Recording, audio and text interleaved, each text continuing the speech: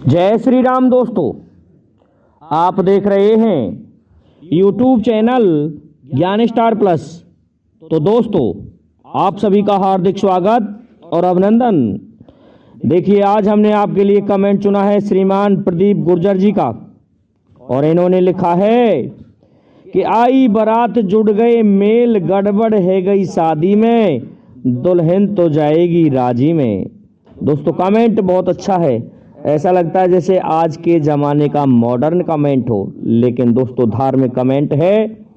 और देखिए, आज हम इनका उत्तर देने जा रहे हैं। इससे पहले भाइयों को एक सूचना दे दूं कि हमारे अपलेट प्रोग्राम खुल चुके हैं, इसलिए आप हमारे डिस्क्रिप्शन में जाकर लिंक से क्लिक करके कोई भी वस्तु मंगाना चाहें तो फ्लिपकार्ट आदि से मंगा सकते हैं, शॉप्सी आदि से मंगा सकते हैं। तो दोस्तों, नए भाइयों से निवेदन है कि वो हमारे चैनल को सब्सक्राइब जरूर कर दें, साथ ही बेल आइकन को भी प्रेस कर दें, जिससे कि आने वाले वीडियो का नोटिफिकेशन आपको मिलता रहे। तो आई बारात जुड़ गए मेल, गड़बड़ है गई शादी में। बारात आई थी और मेल जोल हो गया, लेकिन उस शादी में गड़बड़ हो गई। और अब भैया दुल्हन तो जाएगी राजी में, जहां दुल्हन की राजी होगी वो वहां जाएगी। देखते हैं किसकी राजी चलती है, कहां चलती है ये राजी, वही हम आज आपको बताने जा रहे हैं। दोस्तों, बड़ा ही मार्मिक प्रसंग है। क्या होता है कि आप सभी को विदित है और ये सभी आप जानते हैं, जैसा कि ये पहेली कह रही है। कैसा है, दुल्हन ने मेल जोड़ लिया था बारात में पहले ही, अब जाने किस दूल्हा से जोड़ा। और जब मेल जुड़ गया तो उस शादी में गड़बड़ हुई। अब तो दोस्तों, दुल्हन का और दूल्हा का मन कहीं और था, दुल्हन का, लेकिन दुल्हन को तो कोई और ही ले जा रहा है। अब होता क्या है, हो गई प्रॉब्लम खड़ी। तो ये कैसे कैसे हुई कि महाराज चित्रांगद और विचित्रवीर्य माता सत्यवती के गर्भ से उत्पन्न हुए दो पुत्र थे, महाराज शांतनु के। लेकिन आप सभी को पता है कि पितामह भीष्म ने एक प्रतिज्ञा ली थी कि मैं आजीवन कुंवारा रहूंगा, माता सत्यवती, मैं विवाह ही नहीं करूंगा। उसके पीछे कारण यह था, सत्यवती ने यह कहा था कि मेरी जो संतान हो वह राजा बननी चाहिए, तब मैं शांतनु से विवाह करूंगी। इस कारण से पितामह भीष्म ने ये प्रतिज्ञा कर डाली। और जब ये प्रतिज्ञा हो गई तो चित्रांगद मारे गए थे एक युद्ध में, और विचित्रवीर्य रह गए। अब विचित्रवीर्य इतने ताकतवर नहीं थे कि कहीं से अपना विवाह कर लें, तो बाजी आ जाती है भीष्म पर। तो उस समय काशीराज ने अपनी 3 कन्याओं का विवाह किया और स्वयंवर रचाया। उस स्वयंवर में जगह जगह से राजकुमार और राजा पहुंचे थे और बारात पहुंच गई। दोस्तों, स्वयंवर था वे। उस स्वयंवर में पितामह भीष्म को कोई निमंत्रण नहीं था, हस्तिनापुर को कोई निमंत्रण नहीं था, लेकिन बिना बुलाए ही भीष्म पहुंच गए। और भीष्म को देख करके काशी के लोग हंसने लगे कि देखो, आजीवन कुंवारा रहने वाले दुल्हन लेने आए हैं। लेकिन भीष्म तो भीष्म थे, भीष्म में युवकों से भी ज्यादा फुर्ती थी। बहुत ही चतुर श्रेष्ठ योद्धा थे संसार के भीष्म पितामह। अब तो भीष्म जब स्वयंवर में पहुंचे तो राजा लोगों ने मजाक उड़ाया। तो उसी समय भीष्म ने एक ऐसा तीर छोड़ा, ऐसा बाण छोड़ा कि सभी राजाओं के मुकुट धरती पर गिर पड़े और धूल धूसरित हो गए। इससे सभी राजाओं की बोलती बंद हो गई और तीनों लड़कियों से कहने लगे भीष्म के मेरे रथ में बैठ जाओ, अपनी भलाई चाहती हो तो। दोस्तों, डर के कारण तीनों कन्याएं अंबा, अंबालिका और अंबिका भीष्म के रथ में बैठ जाती हैं। अब क्या होता है देखिए दोस्तों, जब भीष्म तीनों कन्याओं का अपहरण करके जबरदस्ती अपने राज्य को ले आए हस्तिनापुर को, तो उस समय एक कन्या थी जिसका नाम था अंबिका। वो अंबिका से कहने लगे, अंबिका कहने लगी माँ सत्यवती से कि हे माँ, मुझे तो वैसे ही ले आए हैं ज्येष्ठ श्री, लेकिन मैं तो किसी का वर्ण पहले ही कर चुकी हूं, मेरा तो मेल इस स्वयंवर में हो गया। दोस्तों, उस लड़की का मेल चेदी नरेश के राजकुमार से हो गया था और दोनों एक दूसरे के ख्वाबों में खोए हुए थे। और राजकुमार सोच रहे थे कि अंबा तो मेरे गले में ही वरमाला डालेगी, लेकिन उसे ये कहाँ पता था कि इस शादी में गड़बड़ हो जाएगी, ये मेल कुछ नहीं है। भीष्म आ जाएगा और अपहरण करके ले जाएगा उसकी दुल्हन को भी। जब इस बात को सत्यवती से कहा गया तो सत्यवती ने कहा भीष्म से, तो भीष्म कहने लगे मुझे नहीं पता था माता कि इसने इस तरह से विवाह कर लिया है, इसलिए मुझे क्षमा करें। फिर भी हम इसे सम्मान के सहित उस राजा के पास में पहुंचा देते हैं। ठीक है, वो उसको अपना लेंगे, दुल्हन अपने दूल्हा के पास चली जाएगी। अब देखिए दोस्तों, डोली मंगा ली गई और डोली जब मंगाई गई तो उसमें अंबा को बैठा दिया गया और अंबा बैठ गई। अंबालिका अर्थात अंबाई थी वो। लेकर के जैसे ही डोली को पहुंचे तो उस राजा ने मना कर दिया कि ये लड़की तो हस्तिनापुर में रह के आई है, मेरे किसी काम की नहीं, अब मैं तुमसे प्रेम नहीं कर सकता। अम्बा ने खूब समझाया कि नहीं स्वामी, मैं आपसे प्यार करती हूँ और आप मुझे अपनाइए, मैंने वहाँ ऐसे कहा था, लेकिन उस राजा ने मना कर दिया। अब वापस जब वहाँ आई हस्तिनापुर में अम्बा, तो उसे देख करके विचित्रवीर्य ने भी मना कर दिया कि मैं नहीं रख सकता। तो उसने फिर भीष्म से कहा कि भीष्म, मैं लड़की हूँ, मैं कहीं की नहीं रही, इसलिए ऐसा है अब तुम ही मुझसे शादी करो। लेकिन भीष्म ने तो एक प्रतिज्ञा कर रखी थी कि ऐसा है मैं आजीवन कुंवारा रहूंगा, इसलिए मैं तुमसे विवाह नहीं कर सकता अंबिका। इस बात को सुनकर के दोस्तों, यहाँ दोस्तों थोड़ा सा कंफ्यूजमेंट हो रहा है कि अंबालिका और अंबिका, तो उसका नाम मैं अंबा कह गया हूं, कहीं गलती से वो अंबिका थी।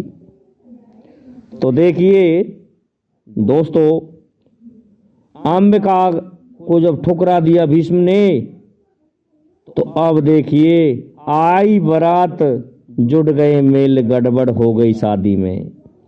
तो गड़बड़ तो शादी में वहां हुई थी कि अपहरण कर लाए भीष्म पितामह, जबकि अंबिका की शादी तो किसी और से तय हो गई थी, पहले ही मेल जुड़ गया उस शादी में ही, उस स्वयंवर से पहले ही मेल जुड़ गया जैसे ही वह राजा काशी में आया था।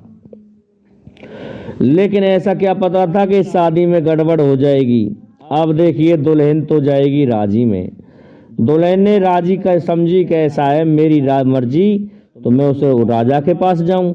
और जब उस राजा के पास में भेजा गया चेदी नरेश के पास में, तो उसने भी मना कर दिया कि नहीं, इसको मैं नहीं रखूंगा, ये तो हस्तिनापुर में रह करके आई है।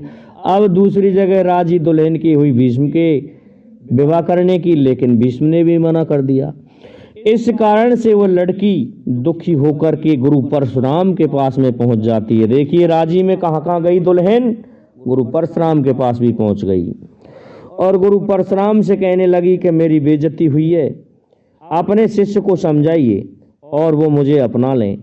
दोस्तों, परशुराम ने एक लड़की की इज्जत बचाने के लिए, हैसियत के लिए अपने शिष्य से कह डाला, भीष्म से कह डाला कि ए भीष्म, या तो तू मेरा कहना मान ले, तुझे पता है मैं परशुराम हूं, मैंने 21 बार क्षत्रियों का दमन किया है, क्षत्रिय विहीन कर दिए पृथ्वी, क्षत्रिय नामक चीज नहीं छोड़ी मैंने कोई। इसलिए ऐसा है, मेरा एक ही चैलेंज है तुझे, तू मेरा कहना मान करके अंबिका से विवाह कर ले। लेकिन दोस्तों भीष्म का क्या कहना था कि ऐसा है गुरु महाराज, अब तक आपको क्षत्रिय मिले ही कहाँ थे, आपने तो बेचारे ऐसे पुरुषों को मारा है जो कायर पुरुष थे। अरे आपका क्षत्रिय से पाला तो अब पड़ा है भीष्म जैसे क्षत्रिय से, इसलिए मैं युद्ध के लिए तैयार हूं।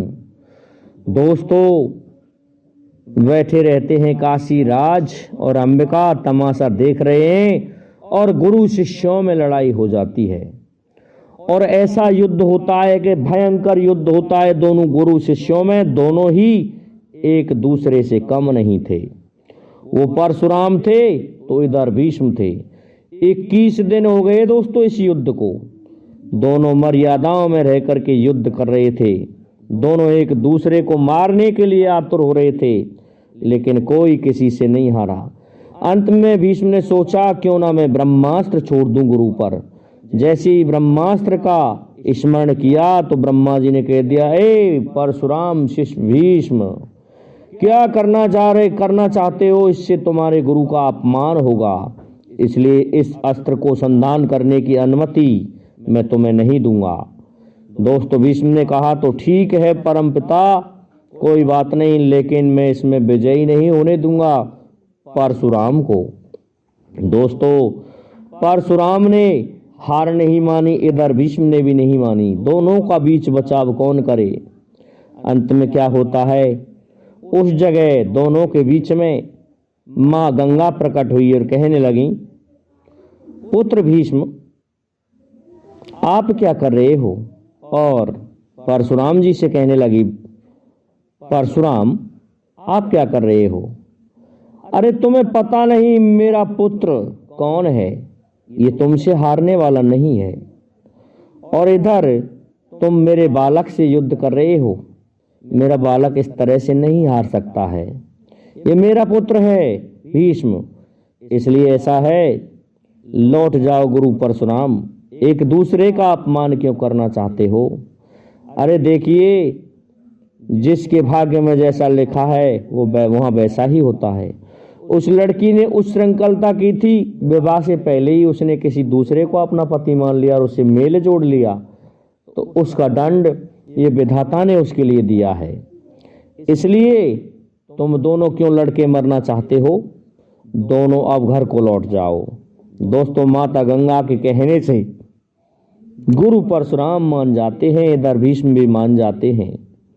तो देखिए क्या कहा था कि उस जगह भी भीष्म ने एक बात कही थी जब श्री कृष्ण भगवान की प्रतिज्ञा तोड़वाई थी कि जो श्री हरई न शस्त्र कहाऊं, तो लाजो दूध गंगा जननी को शांतन सुत न कहाऊं।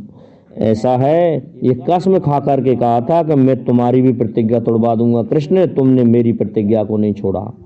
तो देखिए भगवान श्री कृष्ण को भी हथियार उठाना पड़ गया था महाभारत के युद्ध में, जबकि उन्होंने ये कहा था कि मैं कभी भी हथियार नहीं उठाऊंगा, कोई भी अस्त्र शस्त्र नहीं उठाऊंगा, लेकिन भगवान कृष्ण ने रथ का पहिया उठा लिया था, उसी को सुदर्शन बना लिया था। तो ऐसा है दोस्तों, भीष्म ऐसे क्षत्रिय थे। तो देखिए आई बारात जुड़ गए मेल, गड़बड़ हो गई शादी में। ये अंबिका की शादी में गड़बड़ हुई थी। बारात आई, मेल मिलाप जुड़ गए दुल्हन के, लेकिन उस शादी में गड़बड़ हो गई। और गड़बड़ क्या हो गई, अपहरण कर लिया तीनों दुल्हनों का भीष्म द्वारा। तो दोस्तों दुल्हन तो जाएगी राजी में, दुल्हन की राजी थी कि मैं उसी राजा के यहाँ जाऊं, लेकिन दुल्हन कहीं जा ही नहीं पाई, राजी ही राजी में समाप्त हो गई। इधर भीष्म राजी नहीं हुए, भीष्म राजी होते तो दुल्हन जाती राजी में। इधर महाराज विचित्रवीर्य राजी होते तो वो रख लेते राजी में। इधर चेदी नरेश, चेदी राजकुमार राजी होते तो राजी में चली जाती। अब दुल्हन तो राजी में बेचारी की जिंदगी खराब हो गई। तो दोस्तों इस जगह श्रीमान प्रदीप गुर्जर जी की पहेली का उत्तर लगता है। और श्रीमान प्रदीप जी, अगर हमारे इस उत्तर में कमी हो तो आप कमेंट जरूर करें। हमारे समस्त श्रोताओं से निवेदन है कि आप हमारे इस वीडियो को लाइक, शेयर और सब्सक्राइब करें, साथ ही बेल आइकन को भी प्रेस कर दें। जिससे कि आने वाले वीडियो का नोटिफिकेशन आपको मिलता रहे। दोस्तों जय हिंद, जय भारत, जय जय